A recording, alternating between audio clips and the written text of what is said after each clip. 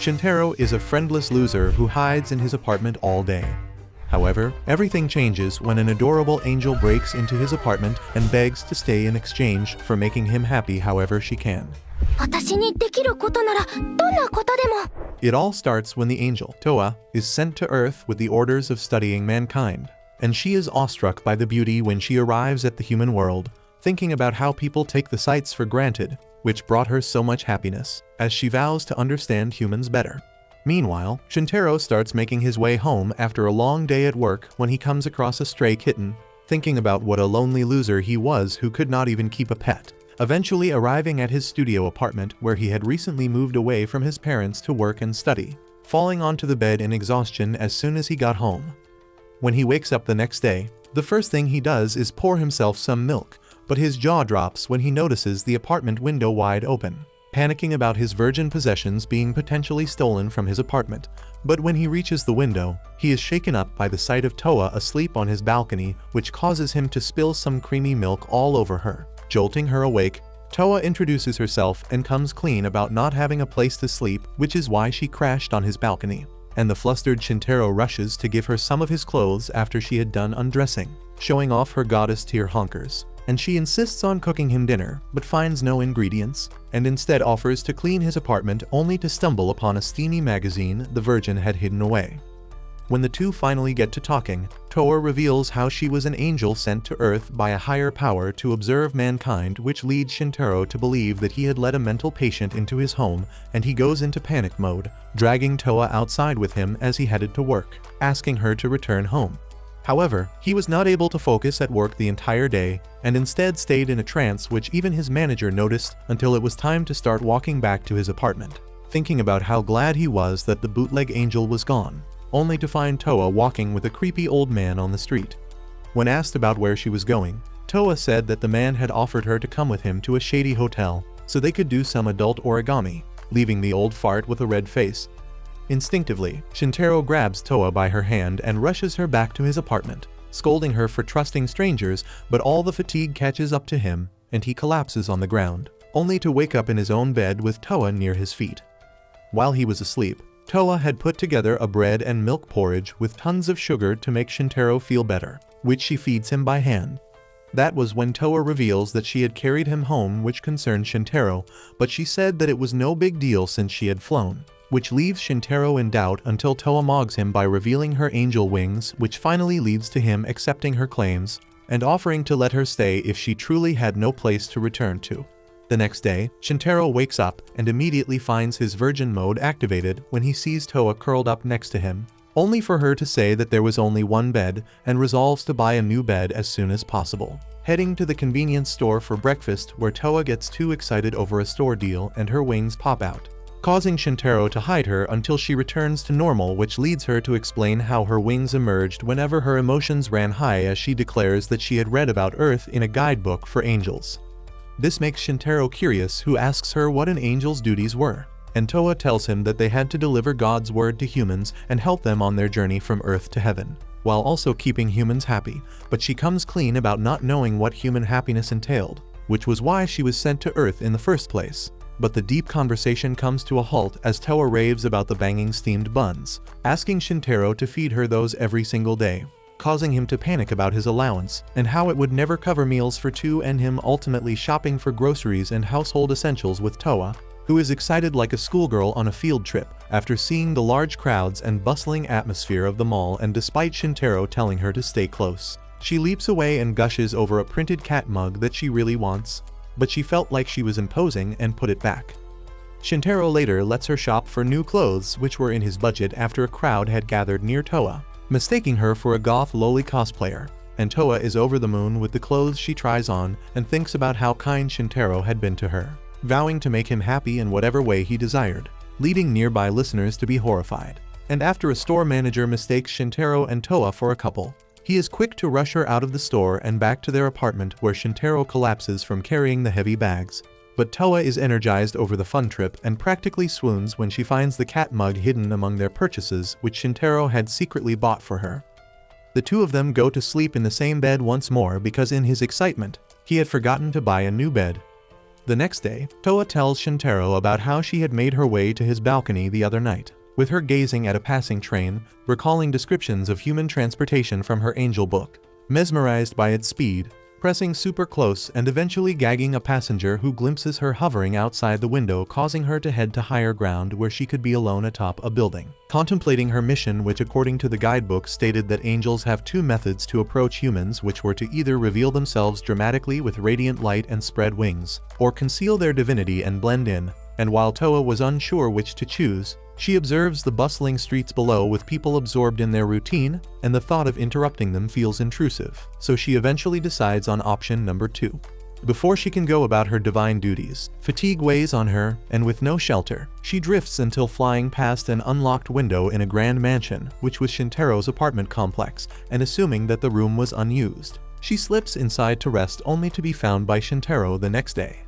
After Shintaro has heard the full story about his cookie new roommate, all he can do is be relieved that she was unharmed, until that evening when he rejoices as the stunning master chef level meal that Toa had cooked up. While it was a simple meal of store-bought ingredients transformed into warm dishes, Shintaro is obsessed after resorting to convenience store meals for so long, particularly by the seasoned potatoes, thinking about how he could get used to someone cooking for him. Toa is overjoyed when he praises her cooking and admits that she learned from the guidebook, leading him to reflect on the promise that she had made to keep him happy and how her presence was already bringing about a positive change in his life. But Toa notices his pause and worries that he dislikes the food, but Shintaro reassures her and hesitantly offers to help her in return. But Toa declines, saying that being allowed to live rent-free in the Virgin Cove was more than enough, but eventually grows a pair and asks for a favor after dinner, which is to teach her how to use the bath, which Shintaro gladly does as he guides her through using the bath, detailing each step, which includes the Simps crash course on closing the curtain, adjusting the dial, and filling the tub. Toa thanks him, and once she begins washing, Shintaro's cool guy mask crumbles as the reality of sharing his home with a gorgeous girl sends his mind spiraling as he imagines her juicy peach and bear milkers in the bath, eventually trying to distract himself with TV, only for the virgin thoughts to invade his headspace once again, causing him to slap his goofy self back to the present and scold himself to focus, using an upcoming English exam as a flimsy excuse, which gets yeeted out the window when he has to go number 1. Toa screams when he walks into the bathroom with her in her birthday suit after having forgotten that the bathroom was occupied, but then offers to hide behind the shower curtain while he used the toilet, but the blood to his trouser meat had killed his urgency, and when he later goes to take a bath, he thinks about setting some ground rules and designated bathroom times to avoid the not-so-unfortunate accidents in the future. But the same thing happens the next day when Shintaro wakes up deprived of sleep and heads to the bathroom, only for Toa to walk in and catch a glimpse of his little guy. The two of them brush it off, and are later having breakfast when Shintaro notes that it was his 3rd day living with his quirky roommate when he noticed that it was time to head to school. While Toa begged to come along and keep him company, Shintaro turned her down and told her to spend the day watching television until he was done, arguing that it was his duty as a student to study, just like her duty was to educate and make humans happy. Toa eventually gives in and Shintaro starts walking to school when his friend, Shuichi, pops up behind him with a Final Destination level jump scare. But before Shintaro can fully react, their other friend, Tsumugi, shows up, and she and Shuichi notice how pale and ghost-like Shintaro looked, and he lies about just having to work overtime. Later that day, the 3 friends sit together at lunchtime and Tsumugi asks if Shintaro was just going to have some vegetable juice for lunch, which he confirms because he had eaten a boatload for breakfast, which he could not disclose to his friends, and Tsumugi shyly offers to cook an extra lunch for him if he had trouble getting his macros in between work and school. But before Shintaro can respond, he notices Toa stalking him from the window and jumps up, whispering to her to meet him on the roof, where he gives her an earful about showing up despite his warnings. But he simmers down when he learns that she had gotten worried about him being hungry and prepared a lunch for him, and he asks if Toa would like to eat with him, which she gladly agrees to. As they eat, Shintaro thinks about how it was alright since Toa had made an effort to stay discreet and not a lot of people had noticed her, and she had even gone through the trouble of making him more of the potatoes he had loved the previous day. Toa leaves him be after lunch and heads back to their apartment. That evening, when Shintaro returns, he apologizes to Toa for his reaction at school and thanks her for the goated lunch that she had prepared, which she dismisses as nothing. though she regrets flying so openly, and Shintaro agrees, saying that the wings would shock any pleb who happened to be passing by. And that is when he notices that the laundry had already been done, and the apartment was clean thanks to Toa. But he is left stunned when he learns that she had washed his filthy gooner underwear as well, which even his mom barely tolerated to do by that point. And his jaw only drops deeper when he finds an embroidered bear that Toa had fixed up to conceal a hole in his stinky boxers, which leads Shintaro to firmly declare that he would take care of washing his underwear from then on. Meanwhile, Tsugumi soaks in the bath at her home with a red face, thinking about how she had hallucinated that Shintaro was with a girl who had angel wings, and scolds herself for not working up the balls to ask Shintaro if she could prepare lunch for him, and builds a resolve to ask him the next day. However, Toa is hurt that Shintaro had chosen to sleep on the floor, and her mind went crazy ex-girlfriend mode as she started asking him if he hated her, but Shintaro reassured her and reminded her of personal space and boundaries. But her mood only gets worse when he reminds her that he had work after school and he would not be home until really late, which made Toa shed some tears. But Shintaro cheers her up by talking a big game of being the luckiest virgin alive, because he gets to come home to Toa's delicious cooking, and then leaves for school. When lunchtime arrived at school, Shuichi and Tsugumi are brutally mocked by the homemade lunch that Shintaro had brought before Tsugumi can even offer to cook for her crush. And Shintaro comes up with a flimsy excuse about having rescued an old lady from getting obliterated by truck-kun, and she had made the lunch for him. But Tsugumi clocks him when he opens the lunchbox to reveal a heart-shaped omelet and suspects that a girl had made the lunch for him. But he bails before she can confirm her worst nightmare. As he's walking feeling like a complete loser, a self-proclaimed fortune teller stops him and warns him about girl trouble heading his way before trying to swindle thousands of yen out of him, but Shintaro runs away from the old hag and heads to work, where the manager reminds him that he would be working with the new hire from today, and Shintaro ruins their first meeting by walking in on the girl, Noel, changing, and the sight of the cherry design undies send him into a horndog frenzy. Yeah, boy. Before he gets slapped by the flustered Noel, who eventually introduces herself, and Shintaro tried to lighten the mood by asking if she was born of Christmas due to her name, but his joke falls flat. Noel and Shintaro finish their shifts and are about to head home when the manager asks them to try out the new parfaits he had left for them in the employee fridge. And when the two head downstairs, seeing the cherry parfait reminds Shintaro of Noel's underwear, which Noel catches on and gets super embarrassed by, causing a snowstorm to appear out of nowhere, which Shintaro thinks is a cooler malfunction, but Noel reveals that she is a Yuki-onna, the mythical snow woman from Japanese folklore, who could conjure storms whenever she got embarrassed or her emotions were heightened, and to her surprise, Shintaro believes her since he had an angel at home, so a snow woman was not out of the question, which seems to calm her down as the two of them run off to avoid freezing the restaurant and find a park bench to enjoy their parfaits on. There, Noel unravels about her years of loneliness because her family had carried the snow woman's powers for generations, and to avoid triggering her power, she had turned into a waste of space who binged anime and manga all day with no friends, and this part-time job was her attempt to connect to people, but Shintaro had ruined it. Shintaro calls Noel brave for trying to reconnect with society, and this brings her to tears, and she asks if they could be friends, which Shintaro gladly agrees to. But their sweet moment is cut short when he notices a white feather dropping to the ground and sees Toa flying above Noel. And it gets even worse for the loser when Tsugumi, who had left to get some ice cream, accidentally catches a peep of the bizarre scene and realizes that her mind had not been playing tricks when she saw Toa with wings.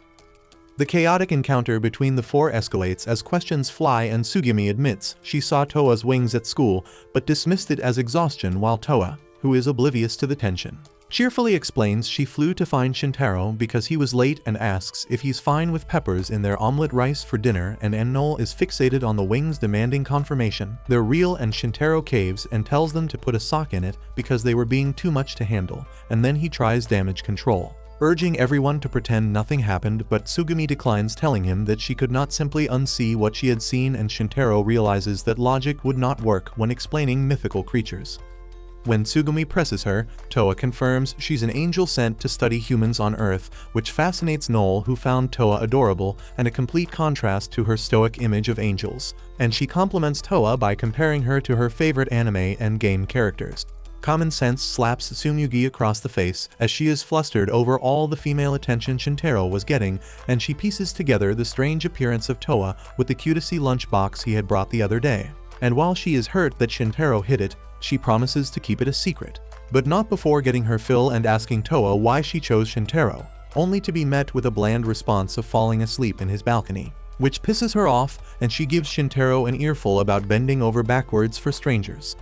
Trying to get her mind off Toa, Tsumugi turns to Noel, who was famous as the Ice Queen in the school corridors because of her cold attitude towards everyone. But Shintaro intervenes before Noel can blizzard it up all over again and explains that they worked the same job together. This leads to Noel asking if Toa and Tsumugi were his friends, which is soon confirmed, but Tsumugi is hurt over the imbalance of calling the other two bimbos by their first names and her by her last. But she cannot feel sad for long because Noel jumps up and proudly declares that she was a snow woman, which Toa and Tsumugi laugh at until she conjures up a small storm which leaves them stunned. And Noel argues that she revealed her secret to Toa and Tsumugi because she now considered them friends and friends did not have secrets between them, which made Tsumugi left out as she blurted that she was a bedwetter until she was in the 5th grade, leaving everyone speechless. But Toa is in awe over her honesty, and the three girls bond, and Toa lets both of them touch her wings before Tsugumi tells her to call her by her first name. And then she heads back home with Shintaro, who is exhausted after dealing with 3 manic pixie girls after work. And Toa worries that he was angry over her reckless appearance, but Shintaro puts her mind at ease and reminds her that he was not angry and simply wished for her to stay safe, which makes Toa remark on his kindness and how he attracted the right kind of people because of his pure heart. This puts Shintaro at ease until he jolts awake from a nightmare the next day where some men in suits had come to kidnap the supernatural angel and ice woman that he was hiding in his apartment. But Toa confirms the sleep-deprived loser that it was just a dream, and he heads to school, only to run into Tsumugi, who was in even worse shape than him, not because of the exposure to supernatural creatures, but because she imagined her beloved Shintaro getting close with other women, leading her to bluntly ask Shintaro if he was dating either Toa or Noel, which he firmly shut down, relieving Tsumugi of her jealous Yandere misery. Just then, Shuichi overhears them and asks about Toa, but Tsumugi lies, saying that she was a distant relative of Shintaro's, staying with him and making his lunches, and Shuichi asks that Toa make his lunches too, but stops when Tsumugi tells him to stuff it where the sun don't shine.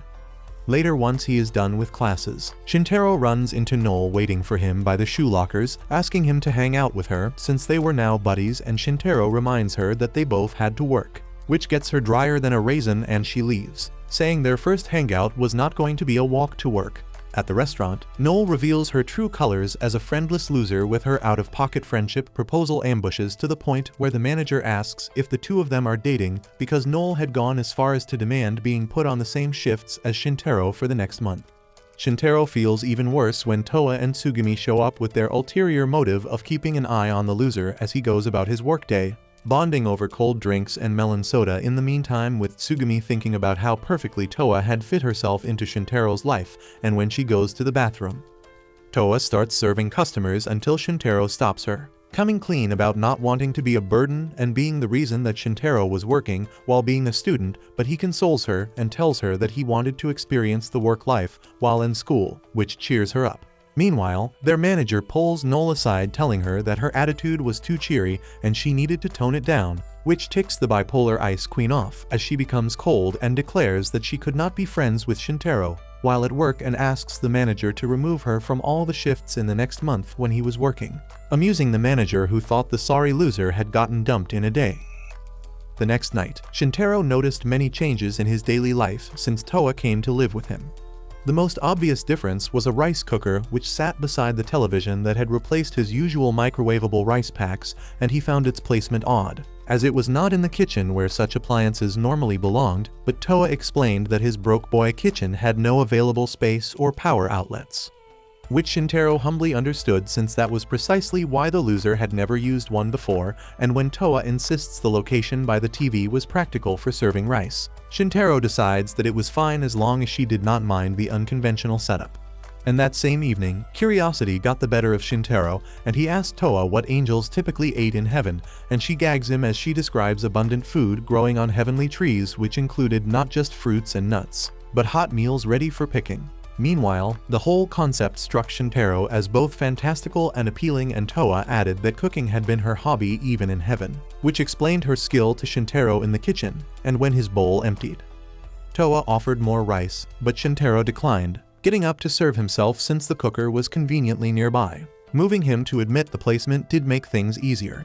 Meanwhile, in her room, Tsugumi was busy thinking about Shintaro more than usual as she recalled him mentioning plans to take Toa somewhere, and his concern about her lacking a transit smart card, and when he asked her advice about purchasing one for Toa. Tsugumi suggested starting with paper tickets first so Toa could learn the system, which caused Shintaro to appreciate the practical idea. When she was alone with her thoughts later, Tsugumi imagined what it would be like to receive a smart card from Shintaro, envisioning it becoming a treasured family heirloom passed down through the Dispo Bimbo generations. Her mind wandered to previous conversations with Shintaro about his living situation and how his parents had moved abroad for work. But he chose to stay in Japan because he only spoke Japanese and wanted to attend high school there while living in his aunt's apartment rather than a dorm. Having convinced his parents to let him live independently, and the desperate Tsugumi felt grateful to Shintaro's aunt for making it possible for them to reunite as classmates after all these years, and when Shuichi chimed in, warning Shintaro to keep his independent living situation secret to avoid unwanted visitors. Tsugumi agreed proudly, though inside she felt special being among the few who knew this personal detail about Shintaro, whose openness with them made her feel special, reinforcing her growing love for him. Yet these warm feelings were often followed with sadness when she thought about Toa and Noel's presence in his life, leading her down a spiral of regret over not confessing her feelings sooner, before these overpowered baddies had entered the picture. Later at her home, Tsugumi's mother noticed her distracted state, and when pressed, Tsugumi joked about possibly being descended from some mythical creature, which her mom was quick to shut down and said that being normal required effort too. But Tsugumi brushed this off, trying to stroke her own confidence since she wanted to get closer to Shintaro and wished he might return her feelings. And when her younger brother interrupted, asking for snacks, she found her chance when their mother remembered a donut shop coupon she had won and gave it to Tsugumi instead, who imagined using it with Shintaro, soaking her undies. However, the next day at school, Shuichi discovered the bakery coupon in Tsugumi's possession before she could grow a pair and ask Shintaro out, and in his excitement, he suggested they all go together after school, but then remembered his cleaning duties and club meeting, which Tsugumi initially saw this as another failed opportunity, but then realized it meant she and Shintaro would go alone together. Shintaro felt bad about using the coupon without Shuichi, but Tsugumi assured him it was fine, secretly thrilled to be all alone with her potential boy toy. Before they left, they stopped at the library first, where Shintaro browsed books about angels and other mythical creatures, and his newfound interest stemmed from realizing how little he knew about the supernatural beings that had entered his life, and Tsugumi found his earnest curiosity endearing, though she teased him about setting flags by researching such topics. As they read, Shintaro grew sleepy from the dense material, eventually going to sleep beside her, and horn-dog Tsugumi took the opportunity to admire his peaceful expression, finally admitting to herself the feelings she held for Shintaro. And by the time they woke up, it was raining cats and dogs, trapping them in the library longer than planned. Tsugumi was too hot inside to let her date be cancelled and ran into the rain yelling for Shintaro to follow her, and when they finally left, Tsugumi gave her umbrella to a child in need, leaving her to share Shintaro's with the close proximity sending electric signals to her nether regions, though Shintaro remained oblivious, focused on getting to the bakery before it closed. Their time together eating donuts felt quite ordinary to the two, and was a stark contrast to the supernatural people that had recently entered Shintaro's life. The next day, Shintaro had another obstacle to overcome, which was walking home from school with Noel, and while Shintaro initially worried about conversation topics, Noel filled the silence with enthusiastic nerd ramblings about her favorite anime and manga, which put Shintaro at ease until her social awkwardness showed when she brought up the idea of shared diaries between friends, a concept that she had misunderstood from stories, but Shintaro gently corrected her like a Chad, which hyped up Noam even more, and her excitement about their first friend outing turned up a notch when she bought them ice cream. Shintaro thought about how despite being a snow woman, she complained about brain freeze, making him laugh when he realized he had expected her to be immune to cold. And Noel later confessed she had stayed up planning their time together, nervous and excited for her first real friend experience. She nearly wets herself when Shintaro walks her almost to her home and says that they would see each other again soon. And later at home while changing, she smiles at the ice cream wrapper she had saved from their friend date.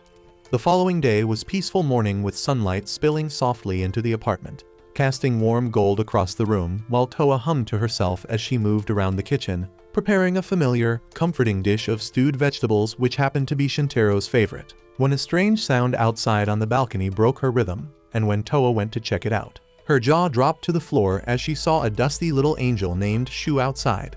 Upon seeing her, Shu squealed Toa's name and hugged her tightly, but Toa was confused over Shu's appearance and asked what she was doing there, to which Shu admitted that she had flubbed her landing and was now covered in dust outside a broke boy's apartment, and after checking her for injuries, Toa declared that it was bath time to get Shu squeaky clean. Later, Shintaro sat next to the two angels as Toa recounted the visit, and Shu introduced herself as an angel who was junior to Toa, quickly grabbing Toa and making a quick getaway because the broke boy apartment was reeking of loser, but Shintaro said that flying out of the balcony would attract unwanted attention. But she does not calm down until Toa offers her some milk in pure busted vine fashion, while Shintaro whispered about being unfamiliar with angels loving milk so much. Toa keeps bringing up her master Shintaro, who had done so much for her, but she fails to connect the dots that Shintaro was the strange man sitting right next to them, and starts getting pissed off at Toa for bending over backwards for a lowly human. But Toa gushes like a schoolgirl about the wonderful things she was learning with Shintaro, which only ticks Shu off more. Once calmer, Shu whined like a brat to get Toa to return with her. But Toa explained she had been sent to Earth to learn about humans, and Shu argued that staying in a tiny room was not the way to do it. But Shintaro said it was dangerous outside for a baddie like Toa to traverse alone, which made Shu snap about how Toa deserved better than a virgin loser, and then turned to Shintaro, accusing him of having doubts about living with an angel, but the simp Shintaro simply shook his head while saying that he enjoyed the surprises she brought to his boring daily life, only for Shu to call him a common pleb. But Shintaro only smiled, saying he appreciated how much Toa cared, and then Shu insisted humans were liars and freaks who always tried to have their way with pretty girls. But Toa grabbed her nuts and shouted in protest, defending Shintaro as kind and trustworthy, which causes Shu, who was near tears, to call Toa a jerk and run off, and when Toa and Shintaro chase after her, they eventually find her on the roof since angels felt at home at high places, and after Toa cheers her up, she turns to Shintaro telling him how she still considered him a loser, but Toa must have seen something in him to choose him as her master and mentor, which made Shintaro relieved. After a heartfelt hug, Shu's necklace lit up with a timer as if she was about to liberate the Roman Empire when a voice announced her return in 60 seconds, and while Shu begged to stay, she soon disappeared with a poof like a cheap magic trick. Once the whiny brat was gone, Toa admitted Shu's words had affected her about not doing enough to learn about mankind, and Shintaro agreed, suggesting they go out together after dinner each day, so she could safely learn about the outside world. So over the following days, they established a new routine where during their walks, Shintaro taught her basic rules, like waiting for the walking signal at crosswalks, until one evening, as they stood at an intersection, Toa stopped Shintaro from stepping forward too soon, pointing out the signal hadn't changed yet. She smiled triumphantly, and Shintaro agreed, thinking about how the room temp IQ baddie was learning how to navigate the busy human world. One day, Toa got super excited looking at fruit sandwiches on the television, and her jaw dropped to the floor when she learned that the advertisements were real and not fiction, leading to Shintaro proposing a hangout to get some fruit sandwiches, which would also teach Toa how to use the train. Something that he had previously delayed because he did not want to leave Toa alone at a train station with weird men. But regardless, the two find themselves stuffing their food holes with the amazing fruit sandwiches and having a date-like day out as they find themselves paddling inside a swan boat after Toa's curiosity got the best of her.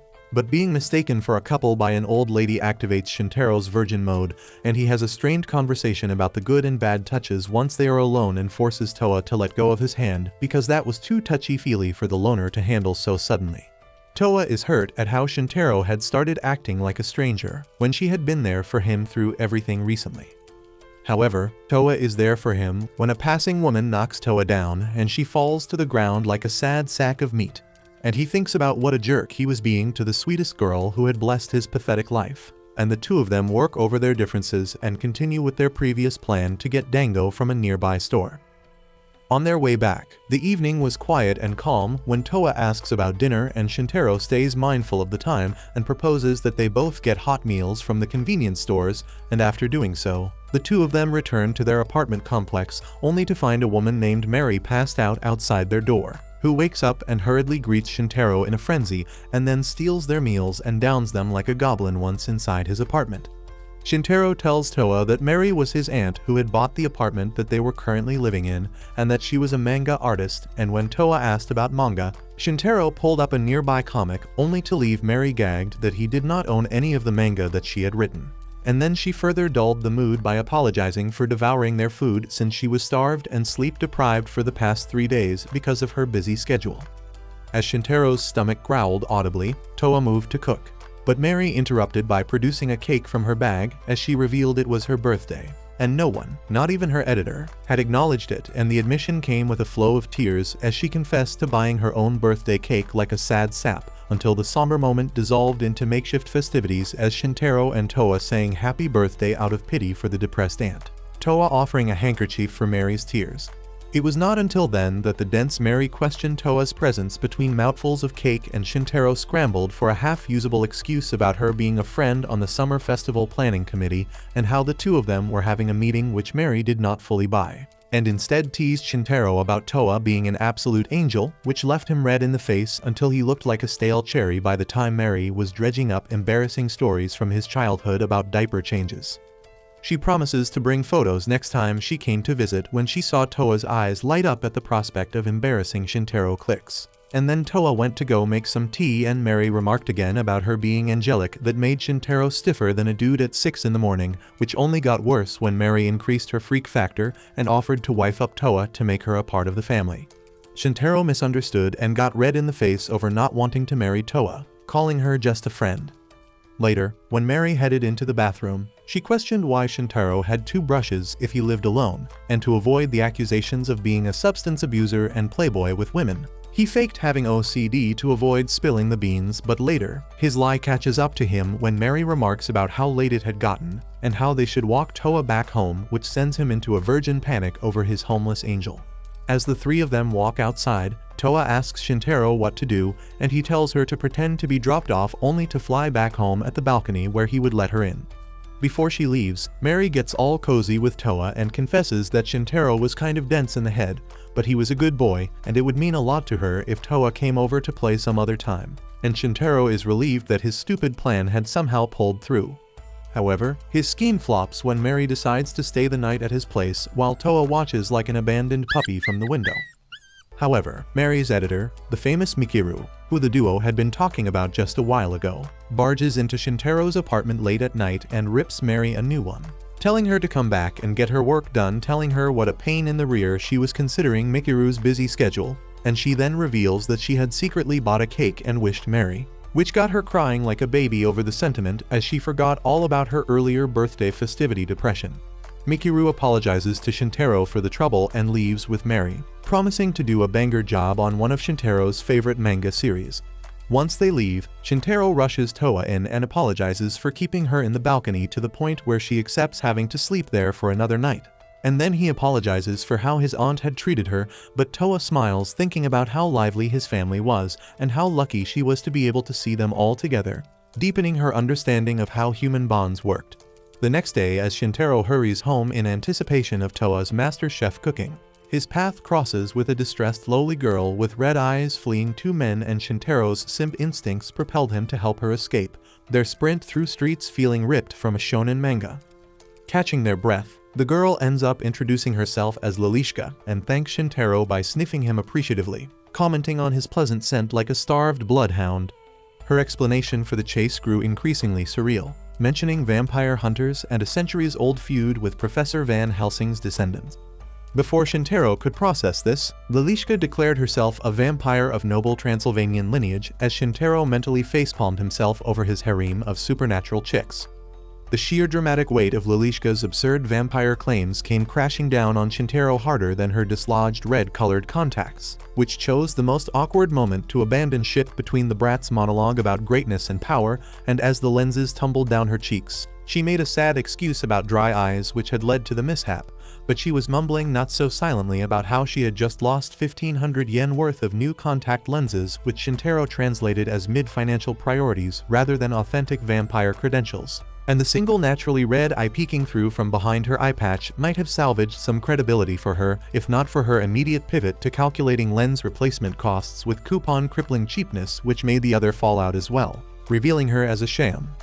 Shintaro's internal vampire detection meter swung violently from maybe to elaborate cosplay enthusiast as he found himself trapped in the world's weirdest charity case, unable to ditch this sparkly disaster as Lalishka dragged him to her workplace, which was a maid cafe where the only thing more artificial than the decor was her vampire persona. The virgin loser finally got hold of the communal brain cell and bailed on the weird goth loli before she could turn into an even bigger red flag. And before he knew it, that evening's conversation session where he ended up recapping everything to Toa became an impromptu psychology lecture as Shintaro diagnosed Lalishka's condition as terminal main character syndrome, a tragic affliction where victims believe the universe revolves around their edgy backstory. Toa got really wide-eyed when she heard main character syndrome, which launched Shintaro into a patient and excruciating explanation of how some spoiled lolis believed that the world revolved around them and their fancy ideas, and the conversation continues well into the night until the two of them finally decide to turn in for bed.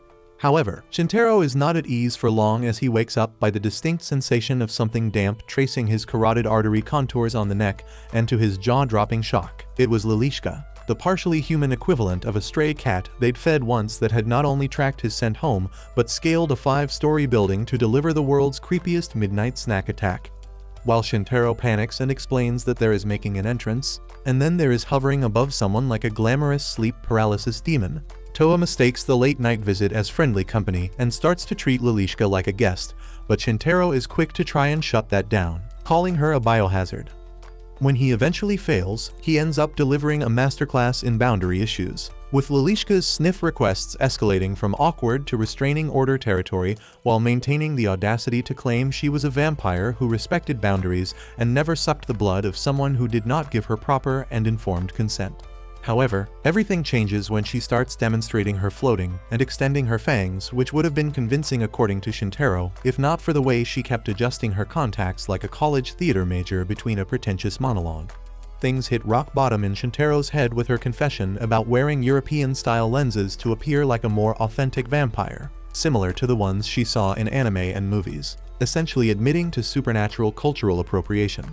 Shintaro thought about how nothing kills vampire mystique faster than a vampire with a wardrobe full of hot topic statement pieces, but the standoff reached its inevitable conclusion when sheer exhaustion at the late hour forced a 3-way bed-sharing situation that no one signed up for, with Lalishka still mumbling snack requests like a supernatural vending machine stuck on repeat. The next morning brought blessed relief in the form of an empty apartment. Though Toa's sudden panic about vampires exploding in the sun sent Shintaro into a downwards spiral imagining ash piles on his balcony, but things clear up at school by lunchtime when the goth vampire loli drops like a bombshell, while he is sitting outside for his meal, casually licking teriyaki sauce off his cheek like it was normal behavior. Now sporting a school uniform and revealing that she was a student in the same year but different class as Shintaro and her actual name was Sayuri. Shintaro is not impressed and tries to get far away from her, but his futile attempt at subtle peace backfired when some of his classmates pointed out Sayuri's poorly executed stalking and stakeout outside his classroom, and Tsugumi commented on how her bunny-eared hoodie was doing zero favors for stealth. Later that day, just when Tsugumi's study notes offered a return to normalcy for the loser, while simultaneously reminding Shintaro of the upcoming exams he was sure to tank unless he studied, a bad familiar named Mafu showed up with a letter of invitation for Shintaro, who had just about had enough with the freak encounters. As he began following the clearly not ominous at all winged rodent, he was led to an abandoned club room where Sayuri had prepared what Shintaro thought of as the world's worst job offer of offering eternal servitude in exchange for imaginary birthday party tickets that may or may not happen.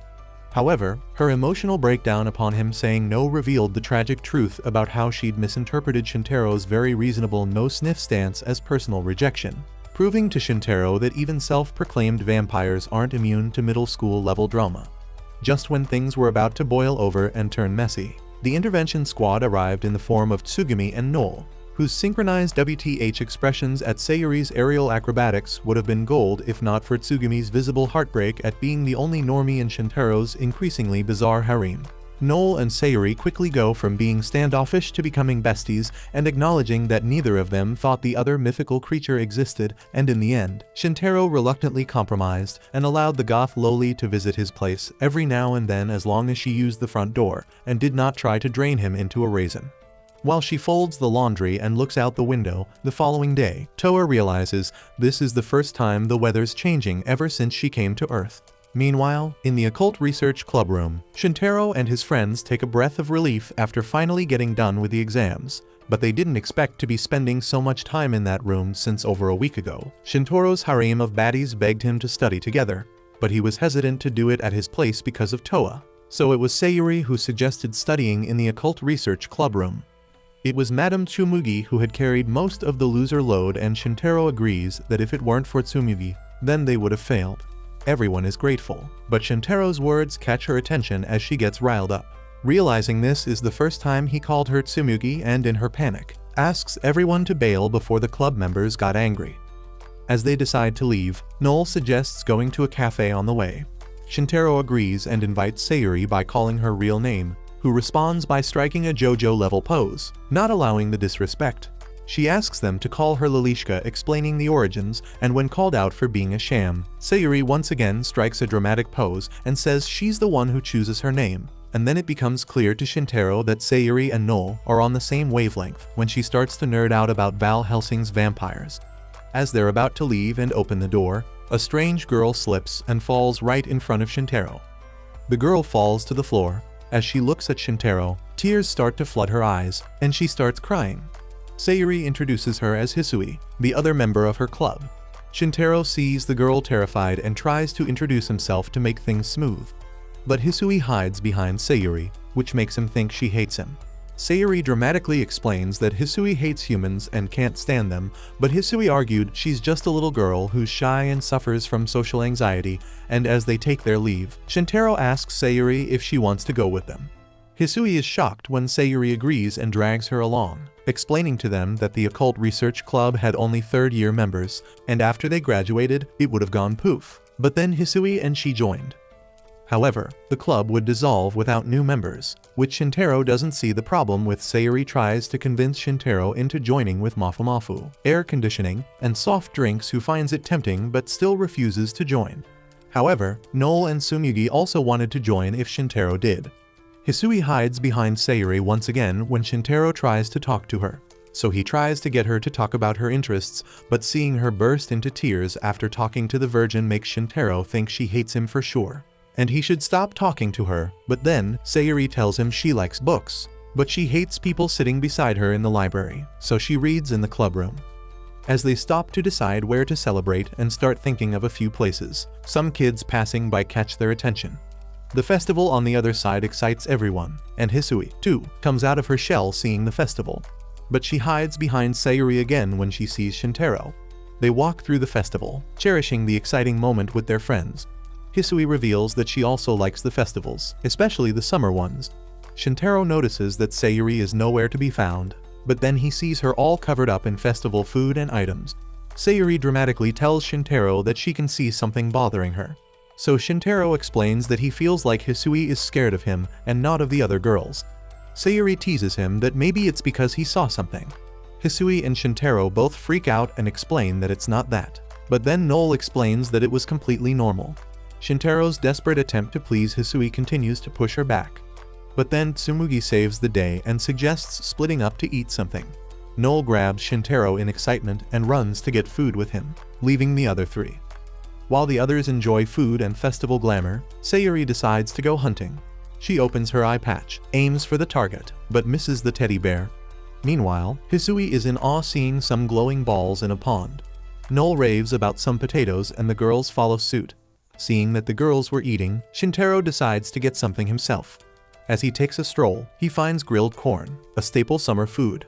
But as he continues to walk, chilled cucumber grabs his attention. Right when he thinks about getting a cucumber, Hisui walks in, gobbling the cucumbers with her eyes in awe. He startles her once again by talking to her. Shintaro buys one for himself and one for Hisui and lets her eat alone. As he starts to walk away, Hisui gathers some courage and mumbles that he had the wrong idea. But just as she's about to clarify, the other girls call Shintaro and interrupt them. As the sun is about to set, they all decide it's time to go home. Shintaro looks back on his day. He didn't expect to have so much fun and enjoy the summer festival after exams. However, he misses Toa even more and decides to come back with her. Suddenly, Hisui shifts everyone's attention to Sayuri, who dramatically starts talking about the sun setting and the moon rising. Noel thinks the scene looks like one of the B-tier scary anime. Sayuri continues to chant and starts to slowly step forward. Just as she reaches the edge of the bridge, Shintaro sees her. He runs to save her. Sayuri steps off the bridge. Shintaro jumps behind her, forgetting she could fly and falling down in the river. While everyone just panics, Hisui steps forward and jumps into the river. As Shintaro starts to sink to the bottom of the river, a hand reaches out to him and he sees Hisui rescuing him. After coming out of the river, Hisui finally gathers the courage to tell him that she isn't used to talking to boys and that's why she's nervous around him. They both apologize to each other and sort things out. But right in that moment, a light starts to glow around Hisui, and a halo appears around her head. At first, they think she's an angel, but then a shell appears behind her back, and they realize she's a kappa. Tsumugi passes out after finding out the truth, but Sayuri explains that she didn't tell them because Hisui didn't allow her, explaining that she turned into a kappa if she got wet within an hour of eating cucumbers. Hisui is shy, but everyone accepts her, and moments later, Toa arrives and meets Hisui and gets so excited her wings come out. Later, Shintaro starts telling Toa about his day and how he got angry, but then realizes he's never seen Toa angry. Toa tries to tell him about all the times she got angry, but as she tries to remember, she realizes that she has never been angry. At first, Shintaro thinks it's because she's an angel, but then he realizes he knows an angel with quite the temper issues. Shintaro gets taken away by the soup's aroma, so Toa gives him some to taste. But she notices Shintaro's hands full with dishes, so she tries to feed him. Shintaro gets shy, so he puts down the dishes and takes the vegetables from her. As he tastes the food, he realizes Toa isn't just an angel. She's an angel who happens to be a literal angel. On their way home after the term is over, Noel notices a new cake shop. She gets hyped, grabs Shintaro's arm, and drags him inside the shop to check out the new place. Meanwhile, Toa, who happened to pass by, sees Shintaro with his friends. She gets excited, and just as she's about to call his name, she sees Noel extend sweets to feed him. Her excitement turns to sadness and anger when she remembers he refused to eat with her hands. However, she didn't catch the full picture. Shintaro refuses to eat with Noel's hands too. As Shintaro gets home and tells Toa he brought her a cake, he finds her sitting in a corner. He thinks she's not well or upset with him. However, not even Toa herself knows how she feels. She wonders if it's jealousy, but then agrees to eat the cake. As they enjoy the cake, Shintaro tells Toa he went to the cake shop with Noel and Tsumugi, but he liked it and wanted to try it with her. He further tells her that since he's on summer break, they can go out somewhere. However, he was still a broke loser, so they can only go out on walks, or to someplace not too expensive. Toa likes the idea but tells him she's happy just by living with him too, which proves Shintaro's point that she's an angel and a literal angel. Meanwhile, Noel watches a movie and is reminded of her childhood. She remembers how she had trouble making friends, and maybe she isn't fully over it yet. But now, she goes to school and works part-time, and she has a friend, Shintaro, who's better than 100 friends. As Noel scrolls through her phone, she sees a movie that she wanted to watch and decides to surprise Shintaro at his work and go to the movies with him. The next day, Noel visits Shintaro at his work. As she approaches him, she sees that the rest of their friends are already there. Shintaro thinks she's there as a customer, but Noel tells him she needs to talk to him about something. Since his shift ends at 3, she asks Shintaro if he wants to join her for a movie. However, Shintaro tells her he's covering for someone else, so he'll be free after 6. He suggests rescheduling, but today's show is the last. Tears fill up Noel's eyes, but then Sayuri remembers Hisui has read the book but has never watched the movie. All the girls step in to save the day and offer to go with Noel.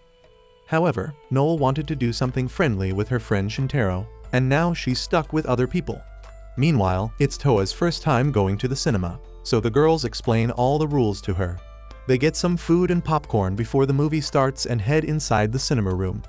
As they start to explain the rules, Toa grabs Noel's hand because darkness scares her. The movie starts with a kid enjoying the serene view of the river. He hears a voice out of nowhere. He looks around to see, but only finds a cat in front of him. At first, he ignores it because cats can't talk, but to his surprise, it was the cat talking. The cat, without explaining anything, takes him to the rumored haunted house. The kid follows the cat as it walks inside. He walks up the stairs, the day turns to night. A gloomy blue light fills the air, and a girl appears out of nowhere. Noel and Toa share popcorn while enjoying the movie. The main characters run as the movie reaches its climax. The suspense continues to grow, causing the girls to be at the edge of their seats. At last, the movie ends, and Noel and Toa realize they've never watched a movie like this. However, Noel wanted to watch it with Shintaro.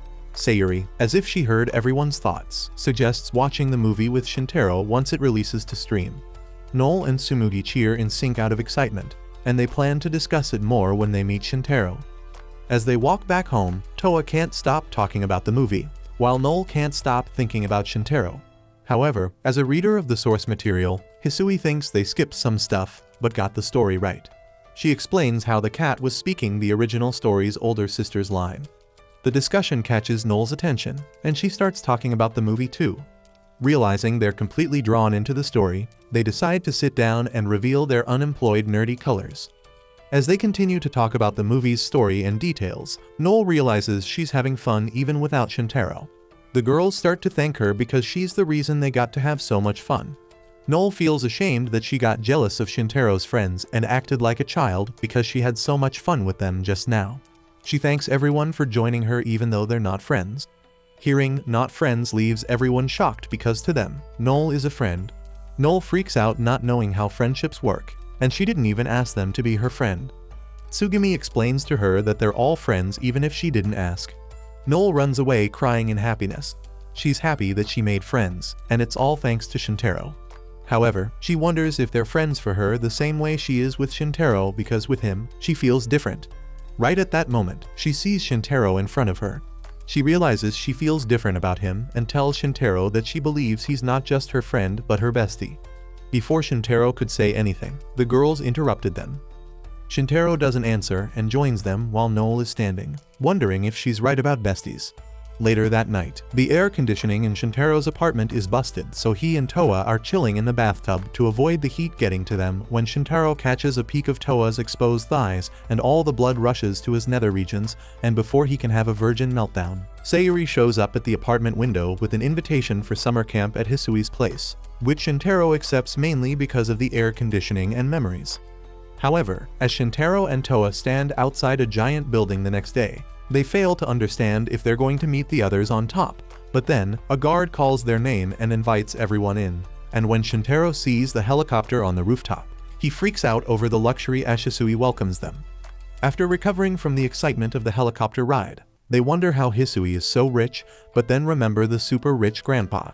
As they walk inside their camp spot, they're welcomed by the twin maids Kujaku and Aoi who give them the details on their background, and while everyone falls in awe of the huge place, the maids mock them and explain to them that this is the smallest of their vacation homes. They find a beautiful pond to gush over which the maids explain was built by a Hisui in the Edo period. Kappas controlled water, and that power came in handy when building an empire. However, the pond has a sad story around it about two lovers who tried to exchange their shirikadama out of love and met their maker. The legend is, whoever confesses their love to each other by the pond lives together forever. The maids awkwardly explain that shirikadama is found in an orifice in the lower half of a person.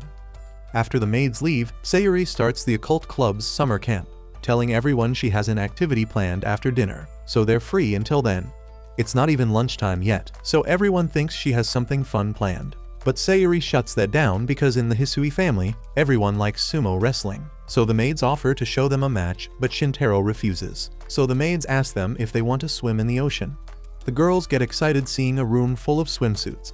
Shintaro decides to leave them to try on their clothes and asks the maids about swimsuits for men. The maids get shocked hearing that Shintaro is a man with a wiener and start to swarm and worship him. Meanwhile, at the beach, the maids apologize to Shintaro because they thought he was a macho queen who belonged to a rich family, but her parents raised her as a boy. It took them by surprise because they didn't think Hisui would be friends with a boy. The maids explain that Hisui will take over as Japan's #1 kappa one day, and she has to remain pure to get the shirikadama, and because of that, she has always been surrounded by girls. Shintaro wonders if he should be staying here, but then Toa catches his attention. Seeing her in a swimsuit, Shintaro doesn't know where to look because she's an angel. But then, the other girls come out too. However, Tsumugi feels insecure because she didn't know she would be going to the beach with Shintaro. Noel gets excited about playing beach volleyball, but Shintaro refuses her. While he blushes thinking about them, Sayuri brutally humbles him with an all-black swimsuit. A beach sun is too much for a vampire, so she's wearing a full swimsuit by the Hisui Enterprises. Noel grabs Shintaro's arm and takes him to the beach. The other girls follow them behind. After having fun with the beach volleyball, they decide to take a break and enjoy the barbecue. While enjoying barbecue, Noel tells Shintaro about Toa's reaction to seeing the ocean for the first time. She couldn't believe all of it was salt water and thinks it's full of salt packets. Although Hisui and Shintaro are talking now, she still gets startled when Shintaro calls her. To break the ice, he asks her if he can call her Hisui, which only causes more panic for Hisui. But then, she agrees. However, when Shintaro calls her Hisui, she runs to Sayuri because she has never been called by her first name, and it was awkward for her. As Toa sits down with Shintaro, she tells him about her first ever experience with the beach. She's taken in awe with how the ocean sparkles and how the sand feels. However, she finds swimsuits a little embarrassing and uncomfortable. While they enjoy the setting sun and talk about how fun their summer vacation was, the maids bring them towels and ask them if they want to bathe in the hot spring. However, it's a shame that they only have hot springs for men since they only have women in the house, so Shintaro will have to use the well for now. Noel asks Shintaro when he will come to take a peek, thinking it's a normal thing, but then realizes it was yet another fiction. After Shintaro cleans himself at the well, Sayuri appears out of nowhere, shows him her swimsuit, and leaves. Meanwhile, the girls enjoy the hot spring and wonder why it's named after Hisui. Sayuri explains to them that the Kappa leader made it for Hisui's first bath. Noel gets completely red and wishes Shintaro had joined them. Tsumugi starts to imagine them bathing with Shintori and quickly regrets it. While Sayuri tells them about washing their hair, something else grabs Tsumugi's attention. Noel, being the innocent one, asks her if she wants to touch when she catches her staring. Tsumugi freaks out of embarrassment while Sayuri feeds the innocent girls lies about the Japanese tradition of women touching each other. Noel realizes yet another thing she thought to be real was purely fiction. Sayuri tells Hisui that they'll grow too, but Hisui fails to understand what she means. Suddenly, it starts to snow because of Noel took the comment to heart, and when the girls start to take forever, and Shintaro starts getting bored, the maids offer wrestling again, but he refuses. The maids tell him that they've thought about him staying and decided to forget that he's a man because Hisui is having fun. However, they will not take it lightly if he does anything to her. After a fun day, they eat their dinner and play cards. However, they keep falling asleep during the game, so Shintaro suggests sleeping. While the girls sleep together, Shintaro is left alone. Being unable to sleep, he remembers the maid said he could use the bath after dinner. He walks out to the hot bath and is instantly taken away by the vibe. As Shintaro steps into the bath, he suddenly sees Hisui already sitting there. He decides to run away out of embarrassment, but Hisui tells him she can be on the other side. They both regretted the impulsive actions, but then Hisui calls him and thanks him for coming to the camp because he brought the party with him, and Shintaro realizes how much she loves Sayuri and thinks she joined school for her. But Hisui tells him that she joined because she found an oracle. In middle school, she saved an old lady from drowning who suggested exposure to males for new experiences. She handed her over some talisman to up her luck with men. The Kappa takes things with water seriously, which is why she decided to join the co-ed school, but she couldn't get used to it. But then, she found Shintori and the others and realized she was right about choosing this school. Hearing Hisui's story made the camp worth it for Shintori. As he walks back to his room, the maids catch him for betraying his word. As a punishment, they turn him into their sumo sparring partner. After the tiring sparring session with the maids, Shintaro goes to his room to sleep. He falls on his bed and says goodnight to Toa out of habit. However, before he could sleep, Sayuri, with her sudden entry, startles him and calls him for the devil summoning. As everyone gathers still half sleepy, Sayuri shows them the summoning book. She and Hisui tried to do it before but failed, and she thinks with the others it will work. Sayuri tells them the phrase to chant and tells them there's no knowing what might appear. It is called a demon summoning, but it is a call to all spiritual beings. A spirit could show up instead of a devil, depending on what being has the most desire to come. Shintaro, too, like everyone else, starts to build interest. However, like all rituals, this one requires a sacrifice. Before chanting, they have to sacrifice a dark hen that has never laid an egg, but Sayuri feels bad, so she decides to use a charred chicken-shaped cookie instead. The ritual begins. Sayuri sacrifices the chicken cookie, and the wind blows in suspense. Sayuri starts to chant the summoning phrase, and everyone chants with her. As they continue to chant, the wind starts to blow in circles. They continue to chant, and suddenly, the wind gets strong. A small tornado appears and then quiets down. Suddenly, a little baby angel appears before them but soon disappears. While the other girls get excited that it worked, Sayuri passes out. It turns out Shintaro and Toa recognize the angel as Shiu-chan. Sayuri gets up and thinks that maybe the reason an angel appeared is because another angel already existed here. However, they know it works, so now they can start again. The summoning has everyone excited, and the girls decide to officially join the club. Meanwhile, the little angel wonders if she was seeing things. The girls feel more awake than ever after the summoning and want to do more things. Noel suggests fireworks and explains to Toa what they are because she doesn't know. However, they don't have any fireworks. But then the maids save the day and reveal a room full of fireworks. They all enjoy the fireworks. Shintaro helps Toa light up her fireworks. While he struggles with the lighter, Toa gets worried about the explosion, but Shintaro assures her it won't explode. Shintaro holds the sparkly fireworks to light it up and hands it over to Toa. The beautiful sparkles completely take over Toa, and she starts to admire them while Shintaro stares at her. However, Tsumugi, who kept watching them, couldn't help but feel jealous. Shintaro joins Noel and Tsumugi and notices that they've been calling each other by their first names. It hits a nerve with Tsumugi when Noel says she does it out of habit because of Shintaro. Tsumugi starts blushing, imagining using her first name with Shintaro. She calls out his first name, but he tells her he feels better the way it was. As Shintaro lights up their fireworks, Tsumugi realizes how close yet apart they are but decides it's better that way for now. As they all play with the fireworks, Shintaro stands staring at Toa and realizes how much he loves summer vacations now. As they reach the station, Toa gets excited, not just about Skytree, but about getting to spend a day with Shintaro. Seeing the huge tower takes Toa by surprise. Shintaro explains to her all the shows she watches come from this tower. They head inside the mall and see a yukata rental store and decide to check it out. Shintaro starts blushing seeing how cute Toa looks, and he's not the only one. People walking around get taken away by her beauty too. Shintaro checks prices for the observatory and decides that since he's here, they should go all the way. However, to their disappointment, the gallery is closed today. Toa realizes it costs money and decides that some radishes would be better. But then, she freaks out and starts to take off her clothes when she realizes yukata costs money too.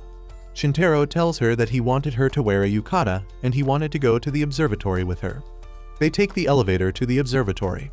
Toa finds the open city skyline beautiful. Shintaro realizes angels have really good eyesight when Toa points out someone reading a book down in the city. Toa didn't know why the other humans were scared. She freaks out when she learns that humans can't fly and can die if they fall from a height. Shintaro tells her that there's no need to be scared because she will save him if he falls. Shintaro explains to Toa that all the people carrying bags are back home to see their family. Toa asks him if he misses his family, but he tells her they're all abroad. With each other's company, they both don't feel lonely. Next, they decide to get lunch outside. They see some places, eat food, and visit museums. As they walk through the crowd, Shintaro loses Toa in the crowd. Toa starts to look around and searches for him everywhere, but then Shintaro grabs her. To avoid getting lost, they grab each other's clothes. Shintaro thinks they could have held hands, but things get weird every time. After night falls, they decide to grab dinner before going home. But then Toa gets sad and stops. She doesn't want to go home because she was having fun. Shintaro consoles her that they have so many places to visit during the summer break. He then shows her the artifact she liked at the shop. The silence makes him think she doesn't like it, but then Toa thanks him. She wishes to pay him back but doesn't know how. Suddenly, a realization strikes her, and she runs. They get into a dark alley. Toa asks Shintaro to close his eyes. She slowly steps forward. Shintaro thinks she's going to kiss him. He freaks out and opens his eyes only to realize that he's floating in the sky. He continues to scream out of fear, but Toa calms him down. She tells him she wanted to repay him for the snow globe. Shintaro looks around and realizes how the angels see the world. When Toa first came to this world, she was excited and worried. But it's because of Shintaro that she got to see so many places, meet people, have friends, and feel the warmth of the world. She hopes to continue learning about the world with Shintaro. If you watch till the end, confuse the normies by commenting Noel the Bipolar Ice Queen. If you enjoy anime recaps like this, do not forget to check out this video right here.